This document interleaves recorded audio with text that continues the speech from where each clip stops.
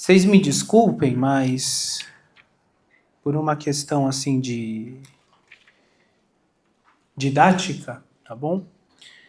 E para que eu possa explorar a coisa o minimamente possível aqui com os senhores, provavelmente grande parte da minha fala, se não toda, eu farei aqui em pé. Já ajuda, né? Melhor que sentado, né? Só que parado, porque eu estou aqui com o Teologia da Perfeição Cristã, estou até com a versão em espanhol, que é a mais bonitinha. Inclusive, o nosso instituto, o Instituto Mantenedor do Colégio, ele tem um nome, né, que é o Instituto Antônio Rui Marim, porque a gente tem um apreço muito grande, principalmente por esta obra, que é a Teologia da Perfeição Cristã. Tá? E porque o Rui Marim, ele é o fruto de um trabalho que pouca gente desconhece, que se desenvolveu na história da igreja, tá? Que foi um negócio assim impressionante. Foi não, né? Porque a gente sabe que essas coisas, elas deram uma pausinha, que nem a gente fez um intervalinho aqui, né? Aí agora a gente voltou. Então, fez uma pausinha e ela vai ter a sua continuidade. Que é o quê? O casamento da espiritualidade de Santa Teresa de Ávila com o pensamento teológico de Santo Tomás de Aquino, né?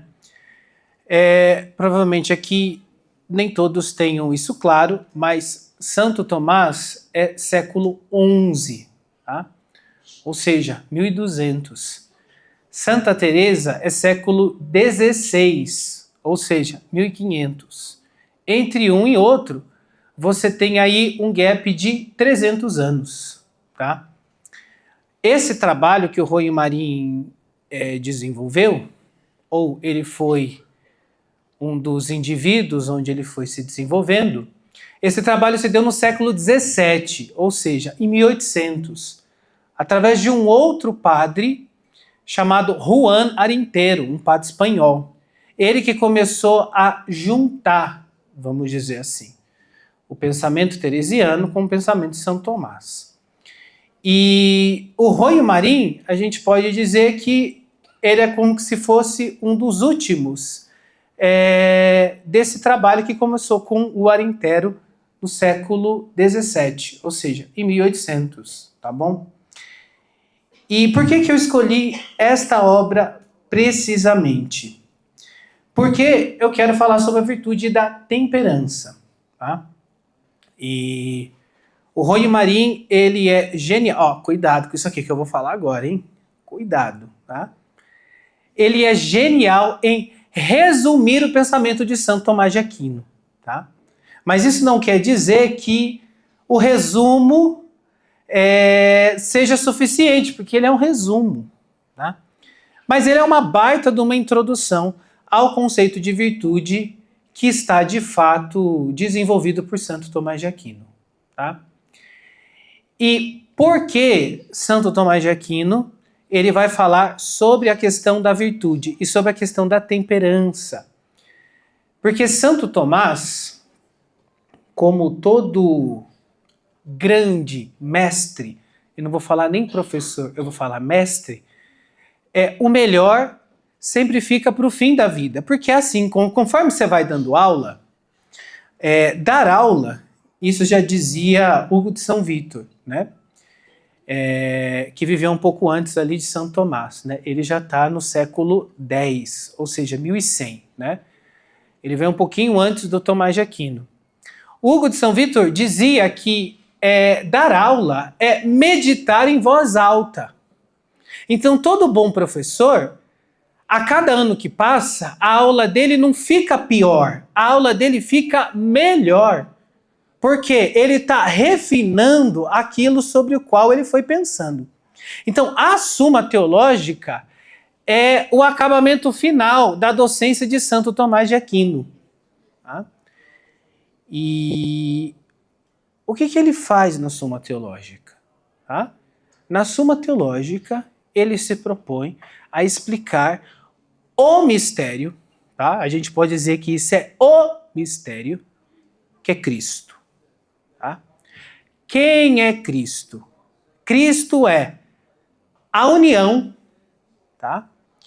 De duas coisas que estão infinitamente distantes entre si. Tá? Cristo é a união da natureza divina, porque ele é a segunda pessoa da Santíssima Trindade. Portanto, ele possui a natureza divina, tanto quanto Deus Pai a possui, tanto quanto o Espírito Santo a possui. Porém, esta pessoa, que é o Verbo, que ela é distinta do Pai, que ela é distinta do Espírito Santo, esta pessoa, além disso, ela passou a ter uma natureza. E que natureza é essa? A natureza humana, que inclusive é a nossa natureza. Tá? Para quê? Para nos salvar, para nos levar até Deus, porque o homem foi feito para Deus. Então, como ele vai explicar sobre Cristo na Suma Teológica, a Suma Teológica tem duas pontas. A primeira ponta é Deus. Então, ele trata de Deus na sua essência, que também é conhecido como o Tratado do Deus Uno, só que depois ele vai tratar da trindade das pessoas, que é o Tratado da Santíssima Trindade. Isso é a primeira ponta da Suma Teológica, Deus Uno e Trino. A unidade da essência na trindade das pessoas. Só que aí tem uma outra ponta, que é Cristo. Cristo é Deus que se fez homem. Então faltou uma meiuca aí, que é o quê? O que é o homem? O que é o ser humano? O que é a natureza humana? E é exatamente aquilo que ele vai tratar na segunda parte da Suma Teológica. Não é? E não dá para falar do ser humano sem falar de virtude, porque sem virtude não há realização da natureza humana. Tá? Veja só.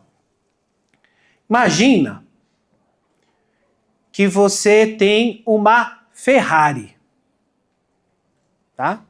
Você tem a Ferrari. Só tem um problema. Não ensinaram para você que você precisa ligar a Ferrari. Que você precisa dirigir a Ferrari. Que você precisa andar com a Ferrari.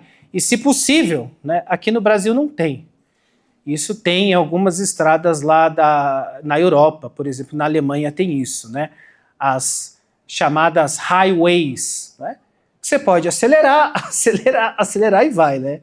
Parece que tem um indivíduo que ele foi multado na Europa porque ele atingiu, parece que 400 e tantos quilômetros por hora.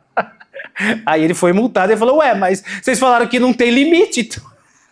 Aí o pessoal falou, não tem limite, mas não é assim também, né? Então, veja, é como se você tivesse uma Ferrari e ninguém tivesse ensinado isso para você. Aquilo que você tem nunca será levado ao ato, à sua perfectibilidade, ser uma coisa chamada virtude. Né? Isso é uma pena, porque na verdade o ser humano é muito mais que uma Ferrari. Por que o ser humano é muito mais que uma Ferrari? Por uma razão muito simples, porque se o ser humano não fosse muito mais que uma Ferrari, o verbo não teria se unido à natureza humana, ele teria se unido à Ferrari. Então, na Suma Teológica, o Santo Tomás de Aquino, ele vai dar show a respeito do que é o homem, do que é o ser humano, do que é a natureza humana. Não é? E nós, como pais, como professores, é uma dádiva poder aprender com Santo Tomás. Por quê? Primeiro, para você se ordenar. Depois, para você ordenar aqueles que lhe foram confiados. Porque, gente, veja só. Criança. Por que criança se quebra? Você já ouviu um garoto caindo? Eu falei, é claro, né, meu amigo, que você ia cair e bater a perna desse jeito. Né? Porque criança é um ente. Eu ia falar um bichinho. Pode ser também, bichinho e ente, na verdade, é a mesma coisa, tá? Porque, a grosso modo falando, não é? Criança é um bichinho que não pensa. ela está ali cedendo às suas paixões. E quem que vai pensar por ela? Os pais. Por isso que o pai, ele antecede o filho. Por isso que o pai, ele vem bem antes que o filho. Então, daí, às vezes, eu fico pensando, meu Deus do céu, né? Eu já vi pai dizendo assim, não, meu filho é muito melhor que eu. Esse filho assim de 5 anos, 4 anos. Meu filho é muito mais santo do que eu, muito mais puro do que eu, muito mais isso do que eu. Então pede conta. Troca. Entendeu? Troca. Já que ele é tão mais perfeito. Veja, a maior alegria de um pai é ver o seu filho ultrapassá-lo. Isso sem a menor sombra de dúvidas. Mas não começa no início. Isso é o fim da educação. Então, por isso Deus confiou os filhos aos pais. Agora tem uma outra coisa muito importante que o Santo Tomás de Aquino coloca na mesa. E pouca gente sabe disso. Pouquíssima gente sabe disso. Até mesmo quem se dá o trabalho de estudar obras como a Suma Teológica. Que é o seguinte: Santo Tomás de Aquino se valeu muito de um indivíduo, um pagão. E veja só, esse indivíduo, ele dista do Tomás de Aquino 1500 anos. É mais tempo do que o Tomás de Aquino dista de nós. Eu diria, é o dobro do tempo. Para piorar, esse indivíduo nem cristão foi. Porque na época que ele surgiu não havia cristianismo, havia judaísmo. Mas Deus estava movendo os pauzinhos dele lá com os judeus, com o povo israelita. E que indivíduo é esse, né? E na verdade, ele é produto de todo um processo que se desenvolveu na história humana. É um indivíduo chamado Aristóteles. Tá? Que a gente pode dizer, vai ter gente que não vai concordar, mas fazer o quê, né? Faz parte. Pelo menos essa é a minha opinião. Ele é a fina flor, ele é o expoente máximo daquilo que ficou conhecido como filosofia grega. E o que é a filosofia? A filosofia é o ser humano usando aquilo que lhe torna humano, que é a inteligência, tá? Especulando sobre ele mesmo, sobre o mundo, sobre o cosmos, sobre o fim último da própria criatura humana, né? Do próprio ser humano. Tá? Então, o Aristóteles, ele escreveu várias obras, mas eu queria citar 3 aqui. Tá? E veja, eu sempre falo isso nas palestras e depois as pessoas ficam animadas em ler Aristóteles. Eu não quero desanimar você, continue com essa animação, mas só vou avisar, não vai ser assim.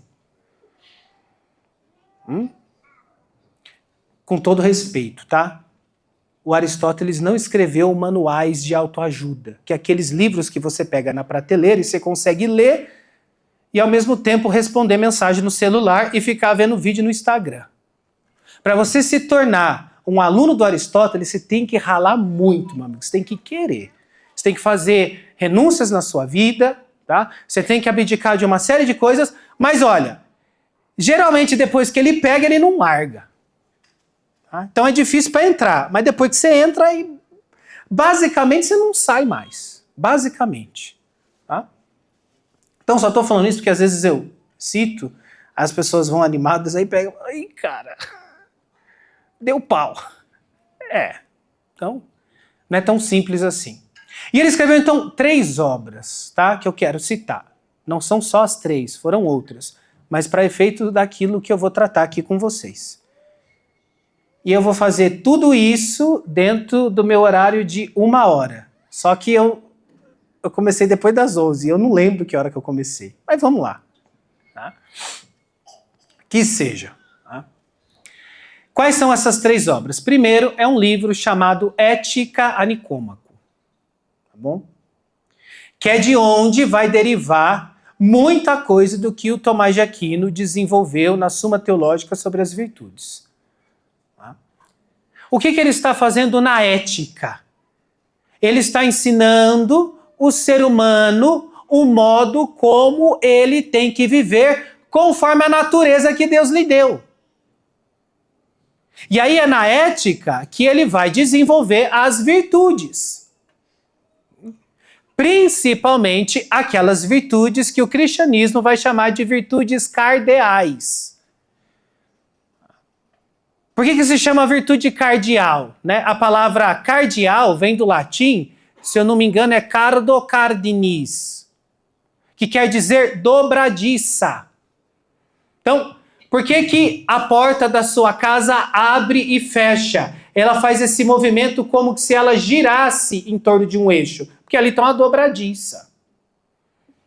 Então, o que são as virtudes cardeais? São aquelas virtudes em torno das quais orbitam, giram uma série de outras virtudes.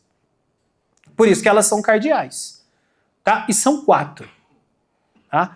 Temperança, fortaleza, justiça e prudência. Tá?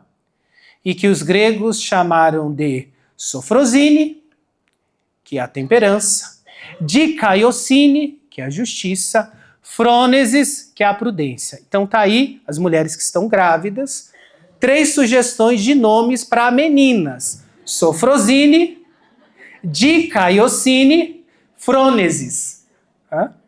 Aí vocês estão dando risada, né? Mas eu não falei fortaleza. Como é que é fortaleza em grego? Andreia. Se tem Andreia, por que não pode ter dikaiosine? Porque o preconceito, né? Aí vocês podem estar falando, né? Chama a tua. Eu já sugeri para minha esposa Gertrudes. Ela falou, pode parar. Hein? Você não está aceitando nem Gertrudes, imagina Sofrosine. Mas fica a sugestão para quem... Aí vai ver uma menina sábia. Eu falei, tá vendo? Ó. Então vamos lá. Então, na ética, ele trata das principais virtudes que ordenam o ser humano. Mas veja só que coisa curiosa, a ética não é um tratado de moral.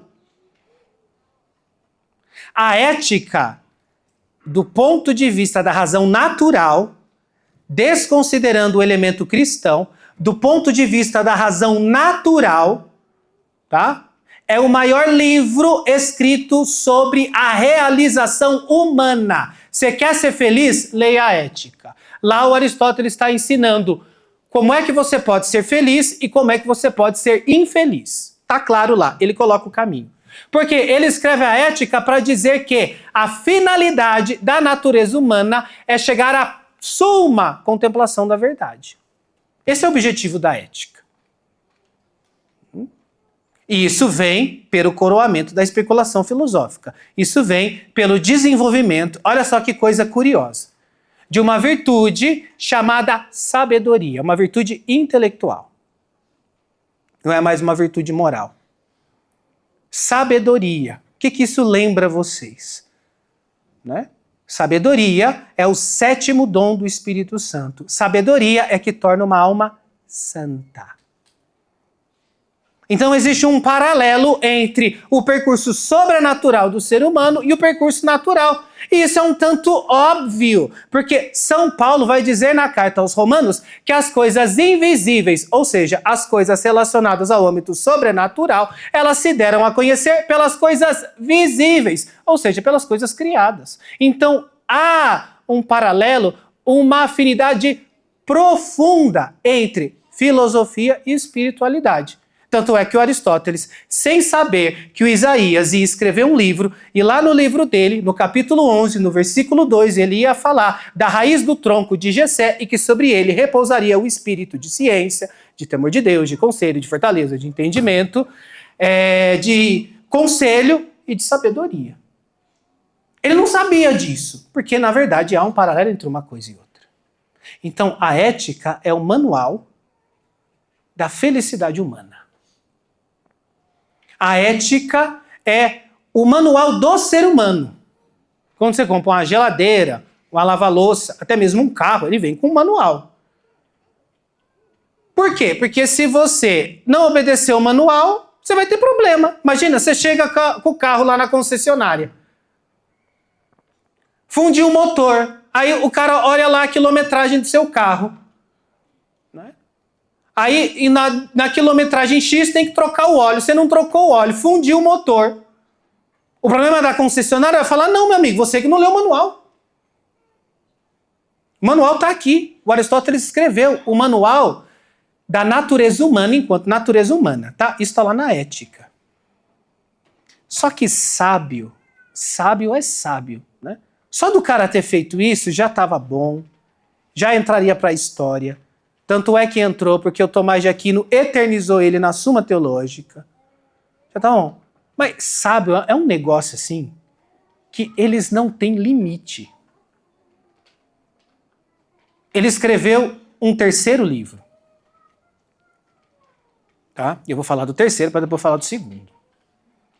Inclusive o próprio Aristóteles ele dizia que as melhores coisas sempre vêm em três. Vá tomar banho, né? As melhores coisas sempre vêm em três. Veja, ele não tinha noção que o cristianismo iria trazer para os homens a novidade de que Deus é trino. Que Deus é Pai, Filho e Espírito Santo. Ele não tinha noção disso. Então ele dizia, as melhores coisas vêm em três. Então ele fez um pacotinho ali. Escreveu a Ética, depois ele escreveu a Política. Por quê? É ele mostrando. Na Ética ele mostra como o ser humano tem que ser. Na Política ele mostra como a sociedade tem que ser. Como é que a sociedade deve ser governada por aqueles homens que percorreram a ética e chegaram à sabedoria e vão governar. Aí ele escreveu a Política. Só que aí, veja só. Vocês vão entender agora por que eu estou gastando tempo com isso aqui, antes de entrar no assunto. O que isso tem a ver comigo e com você? No meio, ele escreveu um outro livro, chamado Economia Doméstica. Daí a gente vê a nossa dificuldade de entender o indivíduo como Aristóteles. Porque a hora que você fala economia doméstica, olha, é um livro de finanças. Eu vou comprar, porque eu já comecei o ano no vermelho. Agora veja só. A palavra economia, do português, deriva do grego. Tá? No grego, nós temos a palavra oikos. Oikos é casa. Tá? Oikonomia é a lei, a norma da casa. Então ele escreveu um segundo livro, antes de escrever esse terceiro, chamado Economia Doméstica. Então, na ética, como o ser humano deve ser. Na economia, como a casa, como a família deve ser. E o terceiro, como a sociedade deve ser, que é a política. Então, na economia doméstica, é um livro que ele escreveu para os casados. E aí, a hora que você lê a economia doméstica, mais uma vez, cuidado, a hora que vocês forem ler.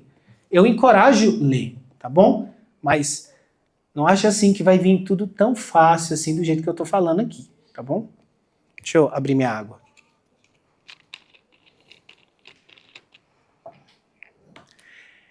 Então, na economia, ele mostra como deve ser a casa. E mostrando como deve ser a casa, ele mostra que aquele indivíduo que ele está colocando ali na ética, ele precisa ser formado, ele precisa ser ensinado, ele precisa ser engedrado, porque ele não vem pronto. O único que nasceu pronto foi o Adão. E ainda chutou o pau da barraca e estamos nós aqui. Desculpa. Foi mais forte do que eu. Tá certo que se fosse eu lá, eu faria muito pior. Se fosse eu, nossa senhora. Deixa pra lá. Então, vejam só, né? Aonde que esse indivíduo vai ser formado? Dentro de uma instituição chamada família. Então, o ser humano foi feito para contemplar a verdade. A sociedade deve se estruturar de forma que ela tenha elementos que promovam no ser humano essa procura pela verdade. Isso deveria ser a escola. Deveria, mas não é. Só que dentro disso tem uma outra coisa chamada família. E qual é a finalidade da família? A finalidade da família é formar o ser humano na virtude. Porque sem virtude não tem natureza humana. Sem virtude, aquela criança fofa de 3, 4 anos de idade. Eu tenho um filho de 4 anos. Ele acabou de fazer 4 anos. Tá?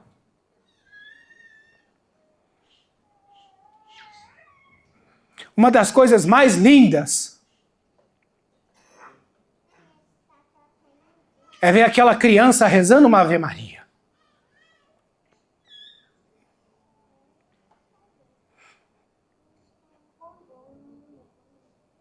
Aquela pureza, aquela candura, é uma coisa sensacional. Aí como é que pode, às vezes, uma coisa fofa assim, a hora que chega ali os seus 20, 25 anos, vira aquele monstro, aquela tragédia. Simples, o trabalho não foi feito.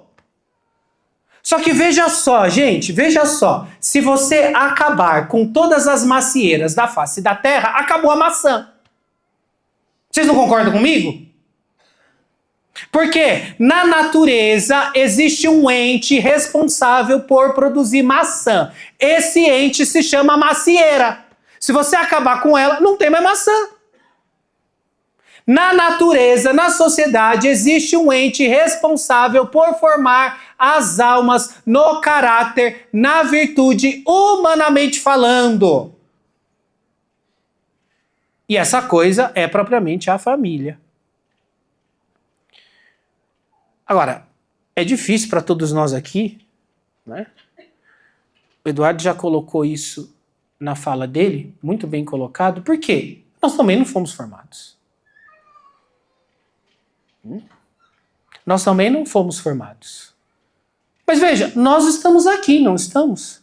Os nossos filhos estão num colégio católico, não estão? Nós estamos aqui ouvindo palestras maravilhosas, não estamos? Deus está nos dando os meios. O problema é o seguinte, existe um pecado que a gente acha que é um pecadinho de nada e que no fundo, se a gente não tomar cuidado, é um pecado que pode até nos levar para o inferno. Que é o quê? Um pecado chamado preguiça. Que na tradição cristã foi chamada de assídia. Por quê? Assídia diz mais do que preguiça. Preguiça é você tá lá deitado no sofazão, entendeu? Você acha que é isso. Não querer levantar do sofá e você fala pro filho, pega uma água ali pro pai. Você acha que preguiça é isso. A tradição cristã chama a preguiça de assídia. O que é assídia? Assídia é uma tristeza. Daí que vem essa falta de energia. Sabe, aquela baixa. E é uma tristeza a respeito do quê? Dos bens de Deus. O preguiçoso, o assidioso, ele não quer se dar ao trabalho de buscar os bens eternos. Isso é a preguiça. Então ela é muito mais profunda do que a gente imagina. Aí veja só. Os meios estão aí. Eu acho que... Veja, isso aqui é uma simples comparação. Não estou falando para ninguém entrar na academia, mas nada conta com quem entra também. Mas que todo mundo aqui deve ter uma academia muito próximo de sua casa. Quem consegue se valer disso? Pouquíssimos. No fundo, porque a hora que você pensa na academia, não dá aquela vontade, né? Ah, vamos lá! Não dá. Esse dia o Cristiano Ronaldo falou isso. Falou, ó, os meus amigos me chamam de loucos, falam que eu não sou normal e eu concordo que o tipo de vida que eu levo não é para todas as pessoas. Mas eu, Cristiano Ronaldo, muitas vezes não tenho vontade de ir para academia. Isso o Cristiano Ronaldo, que ama academia, talvez mais que a esposa dele. Sei lá se ele é casado. Acho que é, né? Então veja, os meios estão aí. Só que a gente tem a assídia em nós, então a gente tem que buscá-los. Isso aqui é um caminho.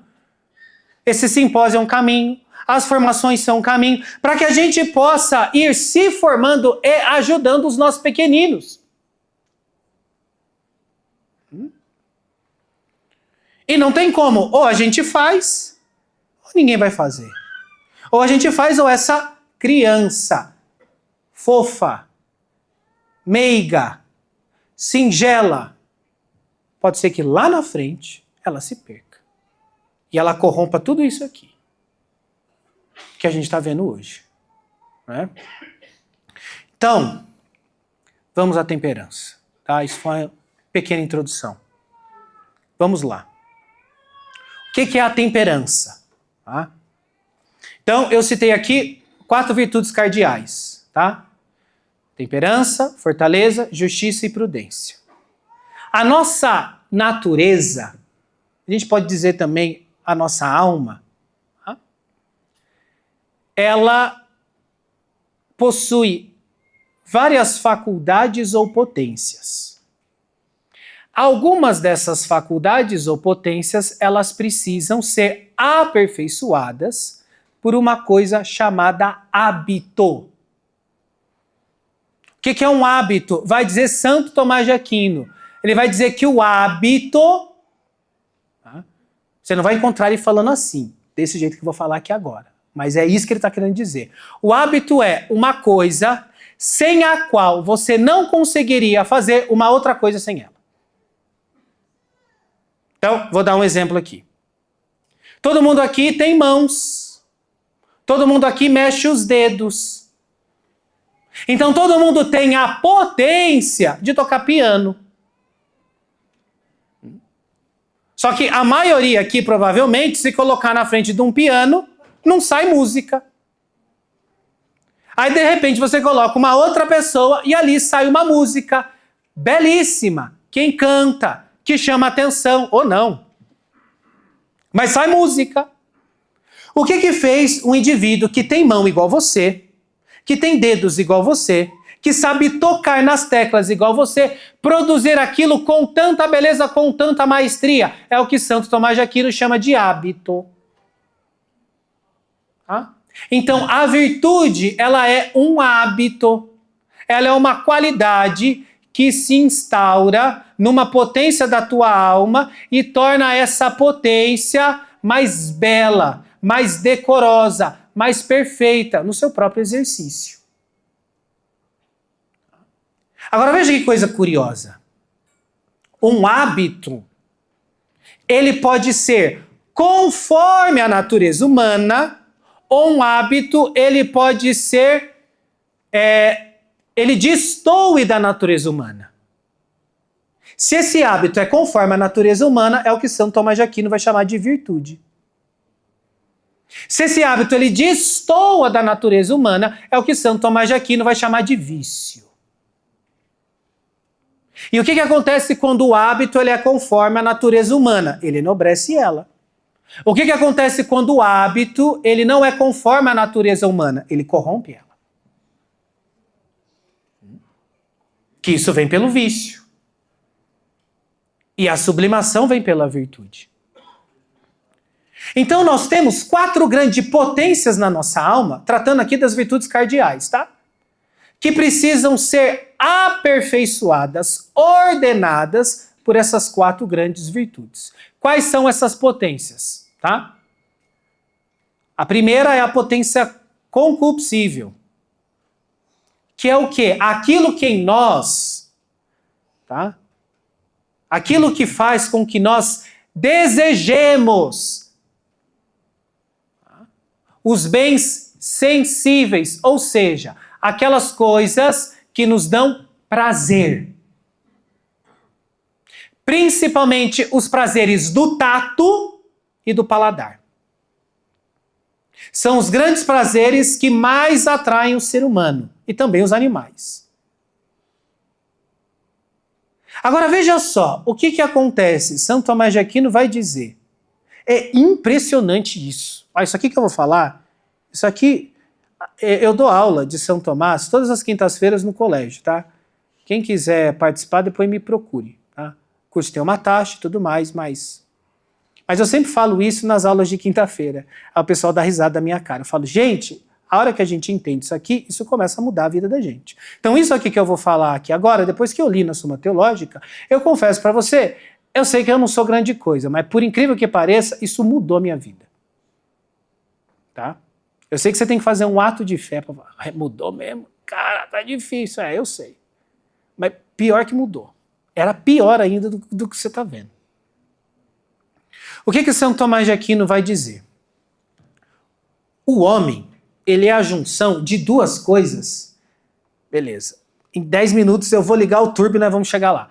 O homem, ele é a junção de duas coisas que elas são, digamos assim, antagônicas. Que é o quê? A matéria e o espírito. Por quê? A matéria é matéria. O espírito é espírito. Imagina um macaco do lado de um anjo. Me desculpa, gente. O macaco defeca. O macaco come banana. O macaco tem paixões. O macaco, a hora que ele fica cansado, ele desliga.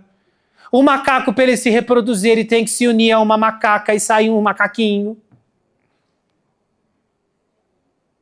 Isso é a matéria. Agora, olha o anjo. Anjo tem paixão? Não. Anjo come? Não. Anjo defeca? Não. Anjo tem imaginário? Não. Anjo vai para a escola? Não. Anjo precisa ser ensinado as coisas relacionadas à natureza dele? Não. Caramba! Agora, o que é o homem? Ele não é um macaco e ele não é um anjo. O homem, ele é, vai dizer o próprio Aristóteles, um animal que pensa. Ele tem coisas em comum com os animais, mas ele também tem coisas em comum com os anjos. Ora, se o Aristóteles, se Deus pegasse o Aristóteles e falasse, Aristóteles, senta aqui do meu lado, eu vou criar o homem. Aí o Aristóteles falasse, o que é o homem, Deus? Aí Deus começa a explicar o homem para o Aristóteles. Aí o Aristóteles ia fazer a seguinte pergunta para Deus. Tá bom, Deus, como é que essas duas coisas vão estar unidas e não vai dar briga? Aí Deus falaria, haha, Aristóteles, é por isso que você é um sábio. Deixa eu te dizer. Existe um outro elemento que eu vou colocar nessa natureza humana para não dar briga. Esse elemento se chama a graça. A graça vai tornar a parte material totalmente submissa à parte espiritual. Sem fazer um movimento sequer sem o consentimento dela. Agora, o que aconteceu? Com o pecado original, o homem perde a graça. E era a graça que mantinha esse equilíbrio. Agora esse equilíbrio foi quebrado. De Adão para frente. Ele pode ser readquirido com a própria graça, porém agora, pedala, Robinho. Por isso que Deus falou, comerás com o suor do teu rosto. Agora, aquilo que era para ser, digamos assim, fácil, vai ser difícil. Vai ser difícil. Então, isso é muito importante a gente ter em mente, porque isso somos nós, isso são os nossos filhos. Então, ao mesmo tempo como você se derrete vendo essa criança rezar Ave Maria, você tem que ver ela com a caixa de bombom na mão. Se você dá uma caixa de bombom na mão dela, ela enfia um atrás do outro, assim, quase que engasga.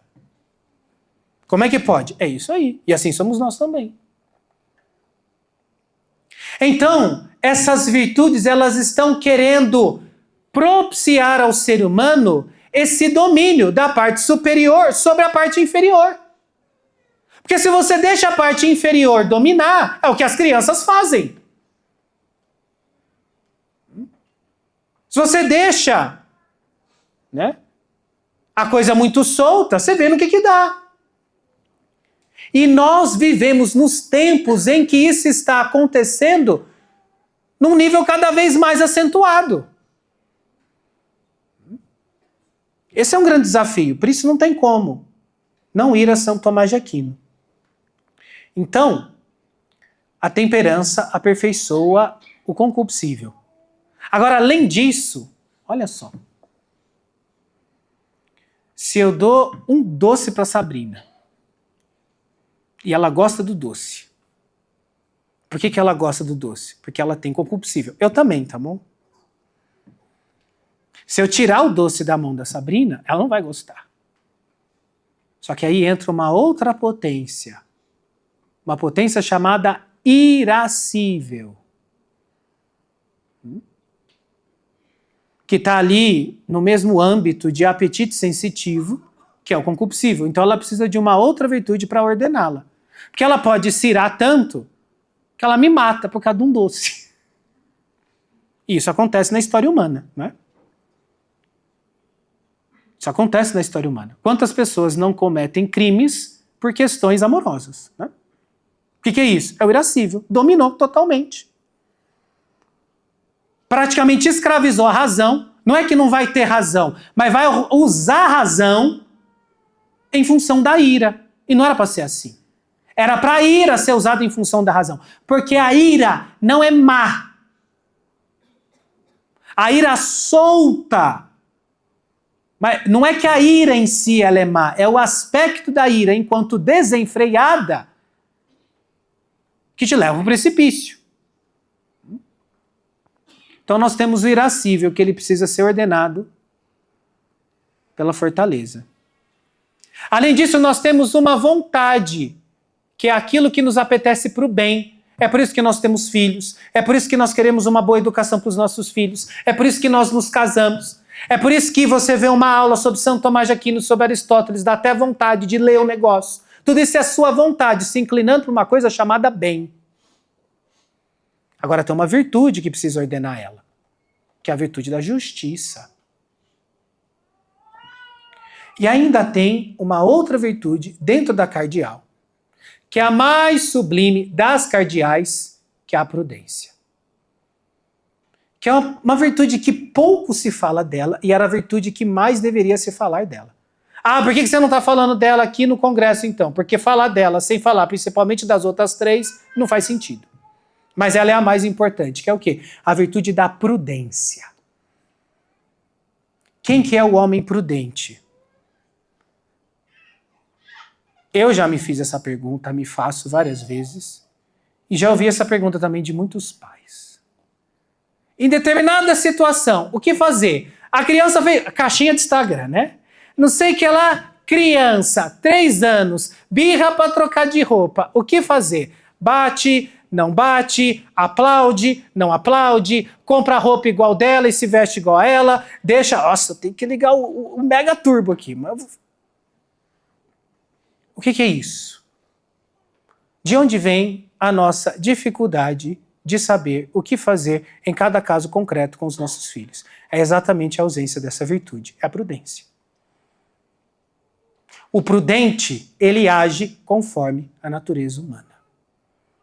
Ele é um artista, ele é o artista da natureza humana.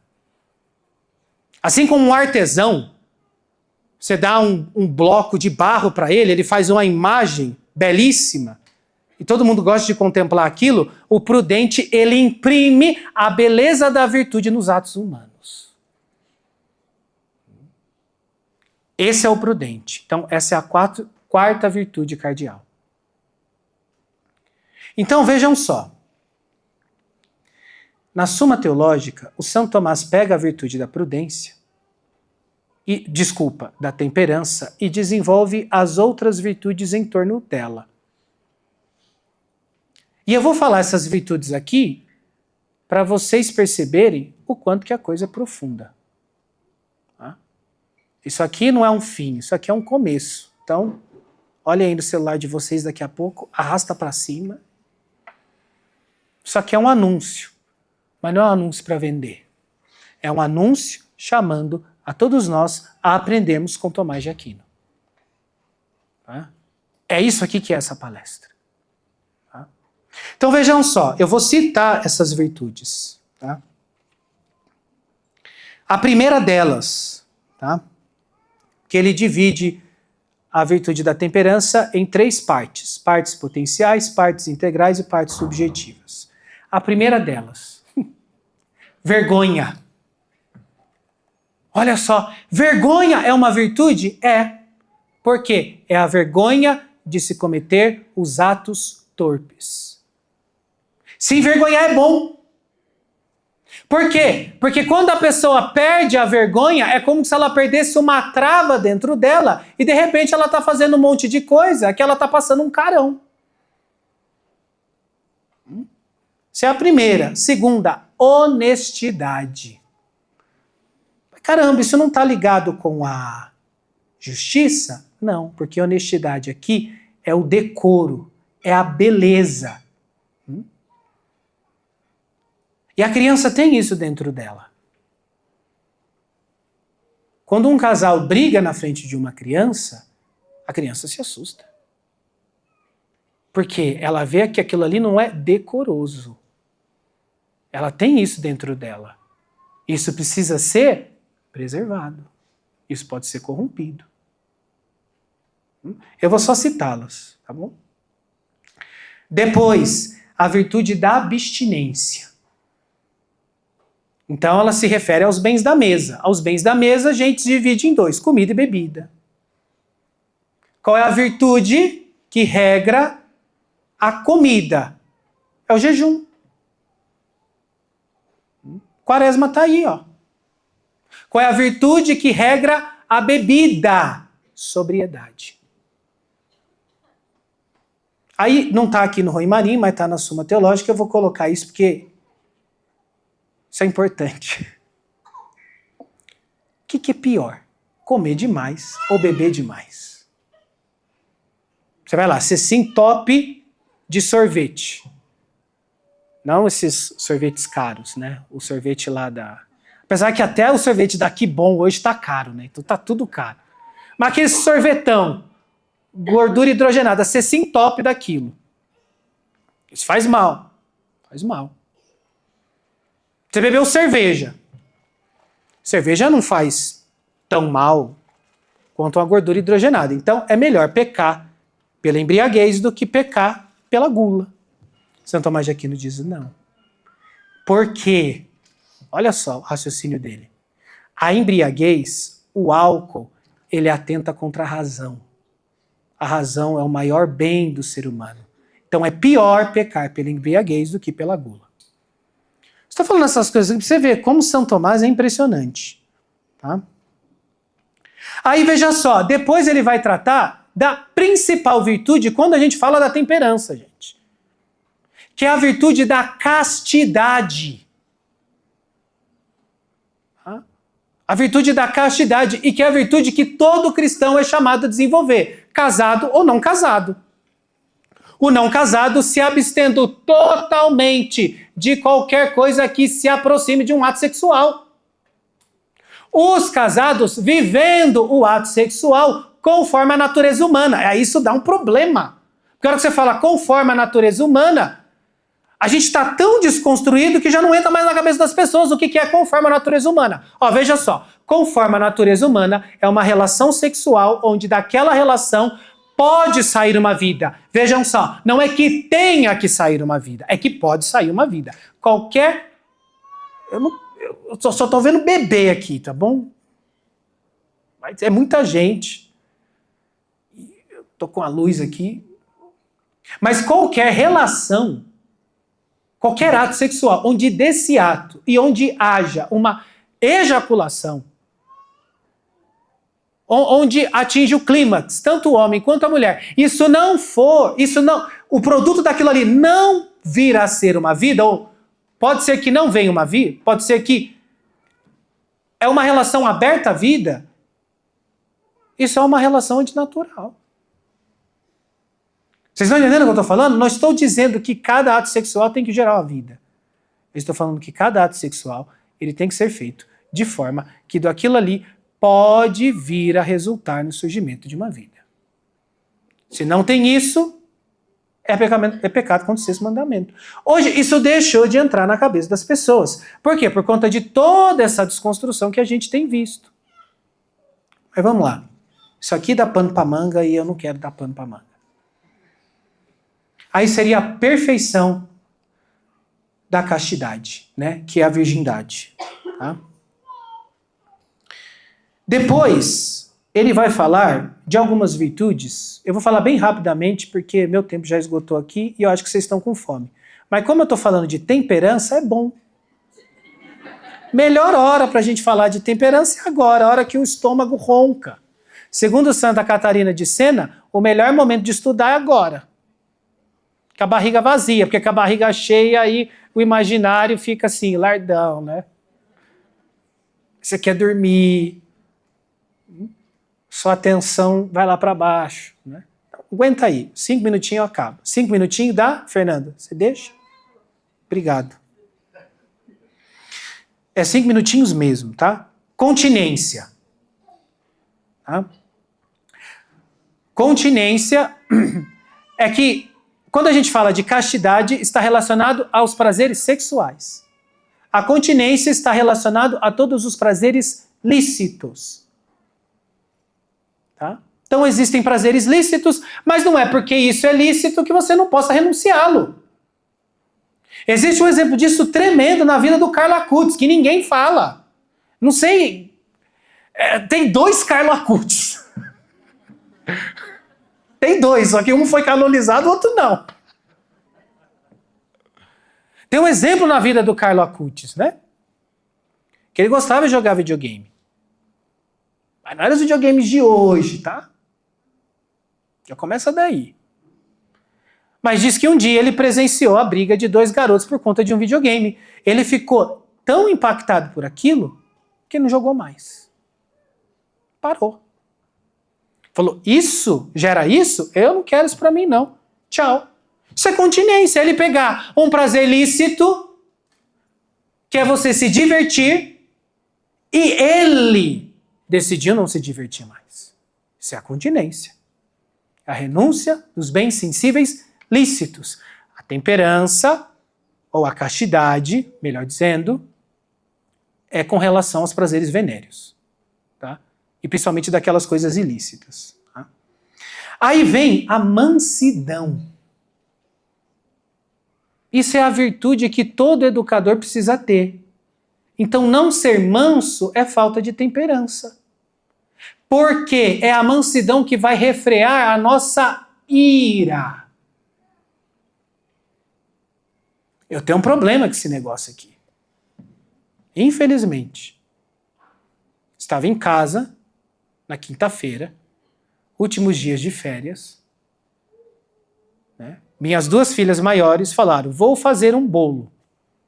Falei, tá bom, eu vou supervisionar aqui, porque é hora de ligar o forno, eu que ligo, a hora que desligar, eu que desligo, tô aqui olhando. Aí vai minha filha mais velha e derruba o pote de açúcar inteiro na cozinha, aquele negócio assim. Ela viu minha cara de irado. Me segurei. Papai, mas você tá bravo, eu tô vendo pela sua cara, mas eu tô segurando pra não externar.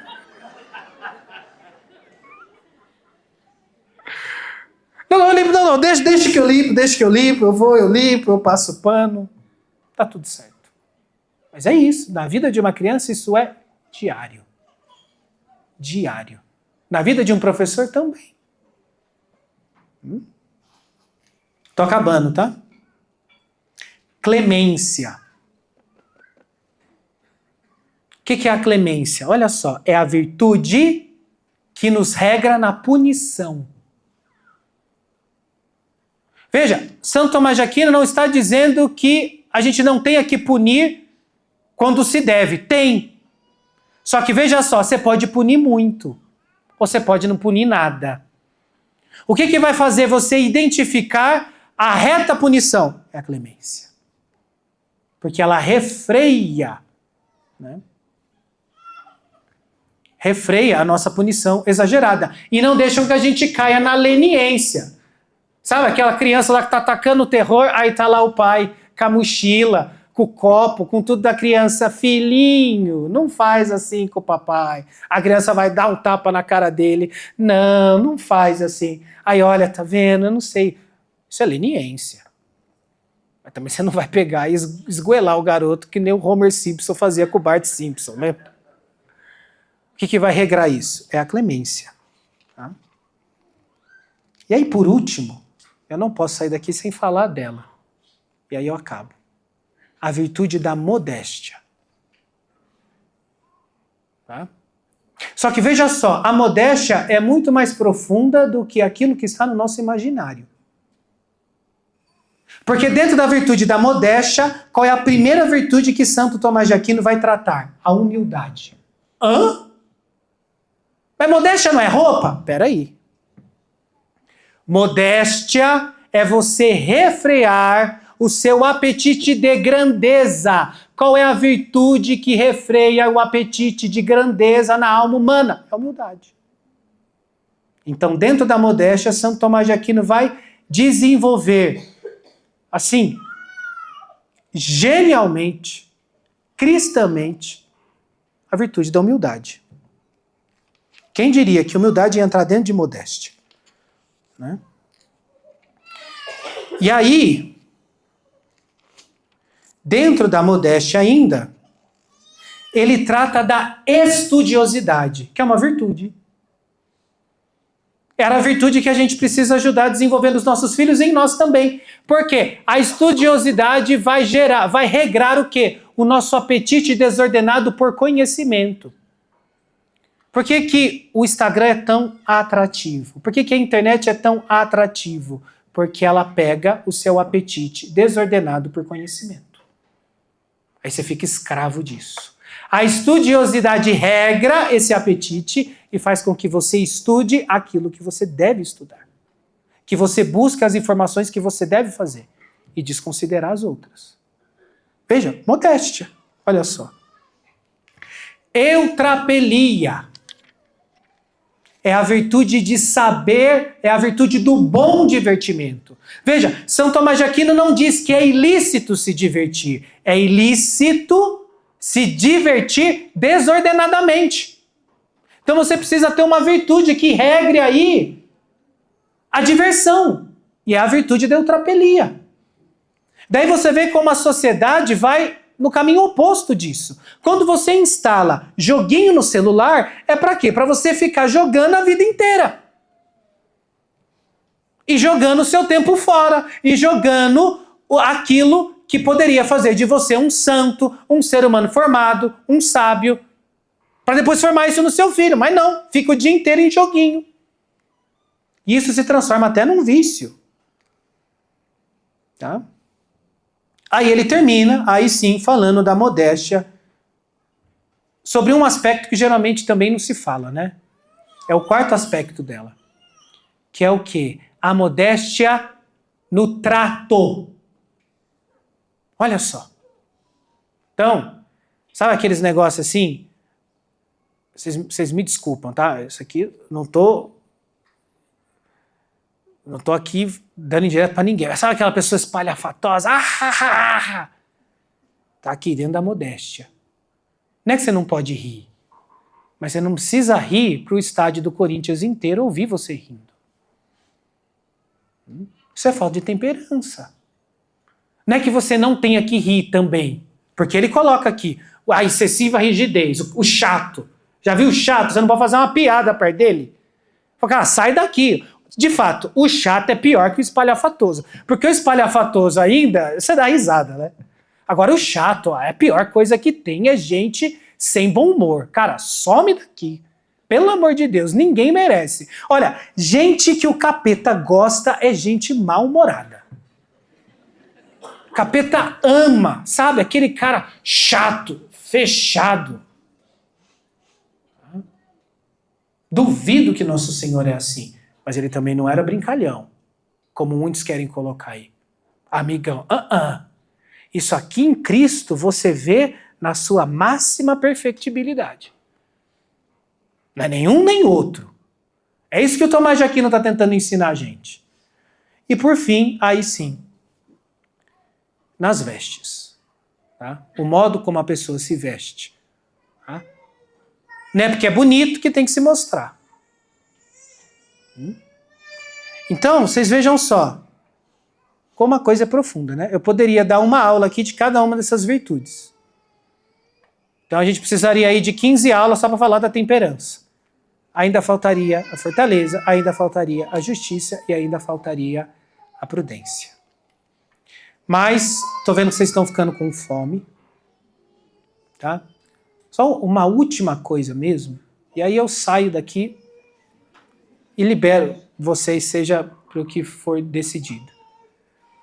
No nosso livro, porque como é que a gente desenvolve essas virtudes dos nossos filhos? Né? Ficou faltando esse pedaço. Né? Porque eu falei, arrasta para cima e vem comigo. Como é que a gente desenvolve isso nos nossos filhos? Tá? Em primeiro lugar, o ser humano é um ser mimético. A gente aprende imitando. Como é que você vai dispor o seu filho para a virtude? Dispor, não é produzir a virtude, é dispor. Ele precisa ver ela resplandecer em você. Daí que vem o nosso trabalho. Segundo, esse é o meio mais eficaz. Esse o Aristóteles não identificou. Isso é obra do Cristo. É uma coisa chamada oração. Se desenvolve as virtudes, principalmente a virtude da temperança, rezando. E aí eu encerro com um fato real que explica isso que eu estou dizendo aqui. E que, mais uma vez, me parece que tem muito a ver com a vida do Carlo Acutis. Tá? Você já deve ter ouvido essa história, mas quem não ouviu, vai fazer muito bem. Quem já ouviu, vai ouvir de novo, aí fica mais gravado no coração.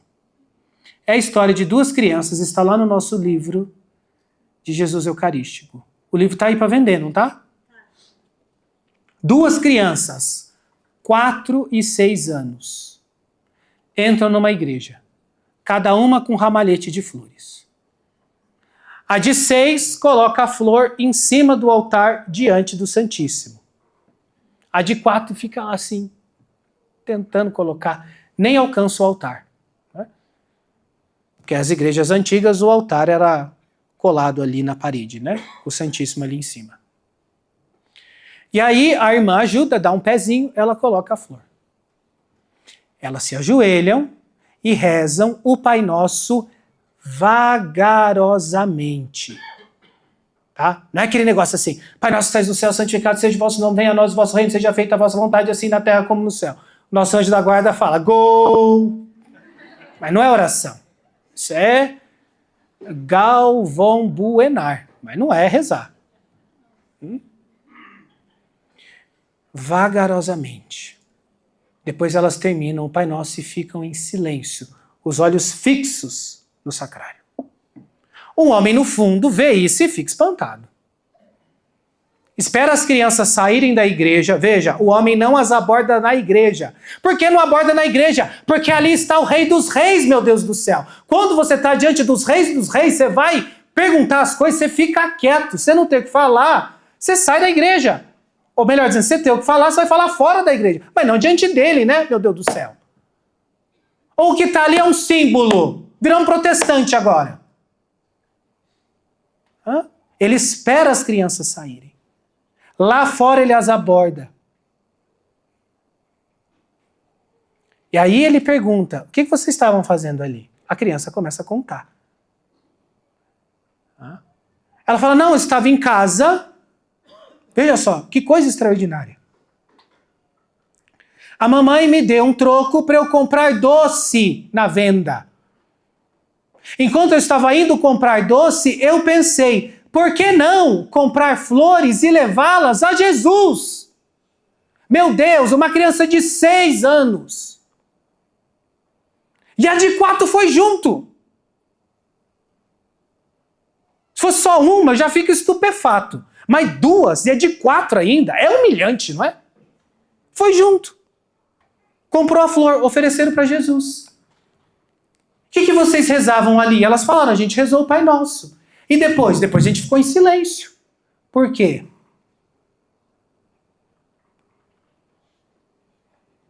Porque Jesus estava falando comigo. falando com você o quê? Ele estava falando para sermos obedientes ao nosso pai e à nossa mãe.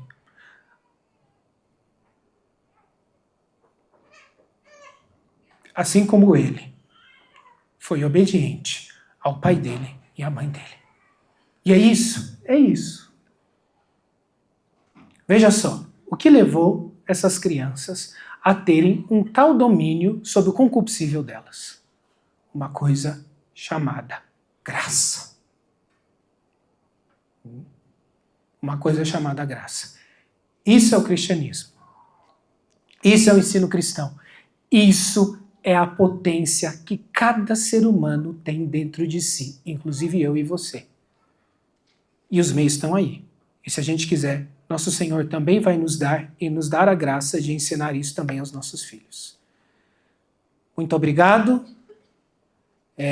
Que Deus abençoe e é uma honra poder ter feito essa exposição aqui para vocês. É isso. Bom, simples.